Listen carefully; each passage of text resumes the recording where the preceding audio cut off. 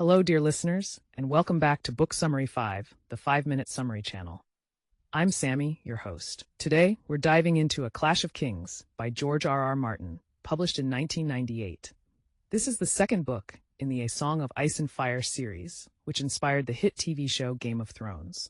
Let's dive into the key events and storylines so you'll feel like you've read it cover to cover, and stick around for a fun fact about the biggest difference between the book and the show. The novel picks up where A Game of Thrones left off, with the Seven Kingdoms in turmoil after the death of King Robert Baratheon and the execution of Eddard Stark. Multiple claimants to the Iron Throne emerge, leading to a deadly and complex civil war known as the War of the Five Kings. In the north, Robb Stark, now declared king in the north, continues his campaign against the Lannisters to avenge his father's death and secure the independence of the north. He proves to be a formidable military leader, winning several key battles. Robb sends Theon Greyjoy to the Iron Islands to seek an alliance with his father, Balon Greyjoy. However, Theon betrays Robb and captures Winterfell, declaring himself Prince of Winterfell. This betrayal has devastating consequences for the Starks and the North.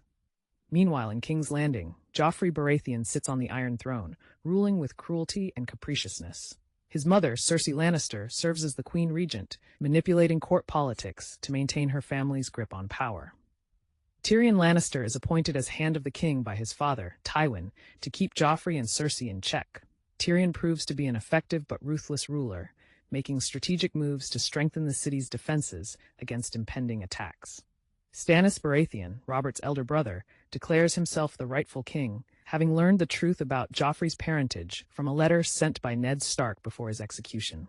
Stannis gathers his forces at Dragonstone and aligns himself with the mysterious Red Priestess Melisandre, who believes Stannis is the prophesied hero Azor Ahai. Using her dark magic, Melisandre gives birth to a shadow creature that assassinates Stannis' younger brother, Renly Baratheon, another claimant to the throne. Renly's death causes many of his bannermen to defect to Stannis, bolstering his army. In the Riverlands, Arya Stark is on the run after escaping from King's Landing. She disguises herself as a boy and travels with a group of Night's Watch recruits heading north. Captured by Lannister forces, she is taken to Harrenhal, where she serves as a cupbearer to Tywin Lannister. Arya secretly plots her escape and hopes to reunite with her family. Beyond the Wall, Jon Snow and the Night's Watch embark on a perilous expedition to investigate the disappearance of several rangers and the growing threat of the wildlings, who are uniting under the leadership of Mance Rayder, the king beyond the wall. Jon faces numerous challenges and learns about the ancient and supernatural threats lurking in the far north, including the White Walkers. Across the Narrow Sea, Daenerys Targaryen continues her journey to reclaim the Iron Throne. After the death of Khal Drogo and the birth of her dragons, she leads her small group of followers through the Red Waste, a desolate desert. They find refuge in the city of Qarth, where Daenerys seeks support for her cause. Despite facing treachery and political intrigue, she remains determined to build an army and return to Westeros.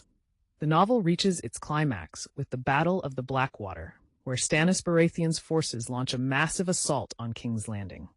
Tyrion Lannister masterminds the city's defense, using a dangerous substance called wildfire to decimate Stannis' fleet. Despite being severely wounded in the battle, Tyrion's tactics prove successful, and Stannis is forced to retreat. This victory secures the Lannisters' hold on the throne, at least for the time being.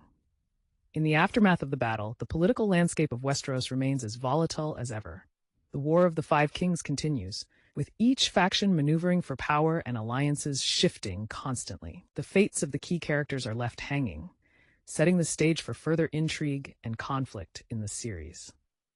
One of the biggest differences between the book and the TV show is the portrayal of certain characters and the complexity of their storylines. For example, in the books, Tyrion Lannister's role in the defense of King's Landing is more detailed and showcases his brilliant strategic mind.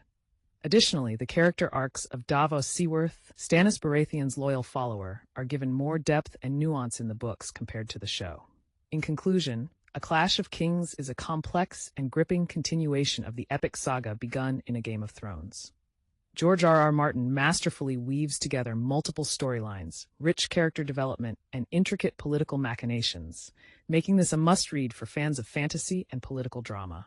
The novel deepens the intrigue and raises the stakes, promising even more intense conflicts and revelations in the books to come. Thank you for tuning in to Book Summary 5, the 5-minute summary channel. If you enjoyed this summary, please subscribe, like, and share it with your friends. Until next time, happy reading.